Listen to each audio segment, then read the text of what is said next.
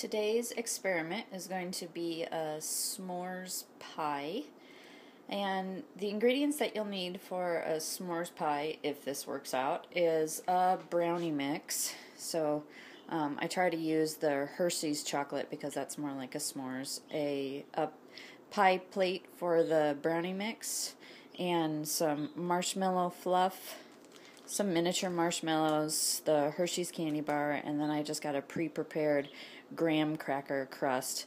And then I also found this at the store. I'm just so curious about it, the Pop-Tart s'mores. So somehow I'm going to go ahead and incorporate this into the garnish at the end. And so I'm going to go ahead and put the brownie mix into the pie plate and bake it up first. So now that the brownie's cooked and cooled, I'm going to go ahead and put it into the graham cracker crust. What I did was I took the Hershey's chocolate and I just melted some in a disposable bag, and I'm going to drizzle it on the inside here. And then I also put the marshmallow fluff in another disposable bag, and I'm going to pipe it in before I put in the brownies because I want it to act as a glue. And I also opened the marshmallow bag, so I'll be lucky if there's enough marshmallows to top it.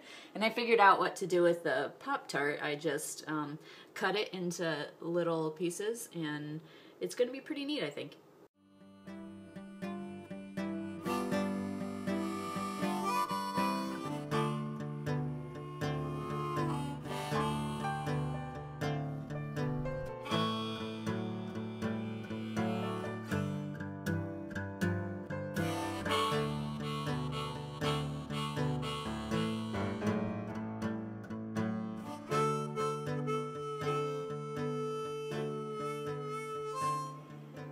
I had to cut the decorative tip off because this was just really too difficult to do. So I think it's going to be easier. Oh yes, significantly easier. And once I get this on, I'm going to spread it out like I did with the chocolate. The marshmallow fluff is now spread on, so it's going to act as a glue for the brownie, which I'm now going to place inside the tin on top of the marshmallow. And I've placed the brownie inside, and the pan that I had actually was the perfect fit. So as you can see, everything is lined up, and I'm going to drizzle some more chocolate on because I have it, and then I'll top it with marshmallows.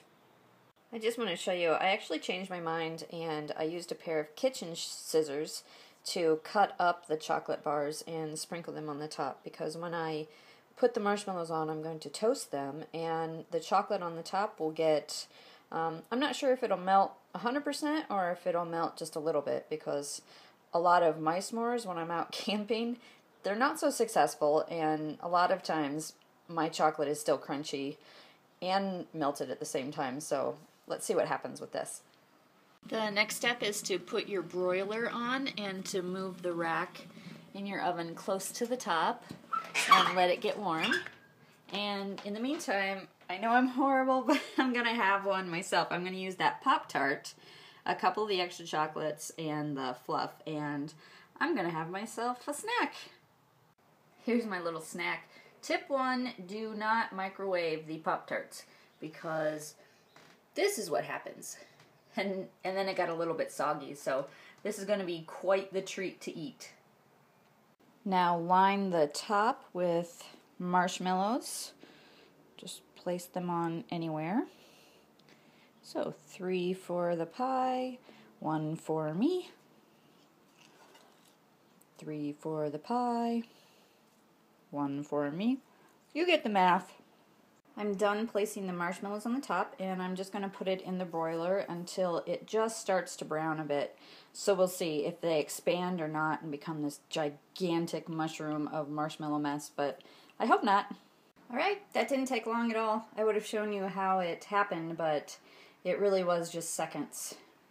Here is the finished product. I decided not to use the Pop-Tarts because I think the presentation is nice enough as it is.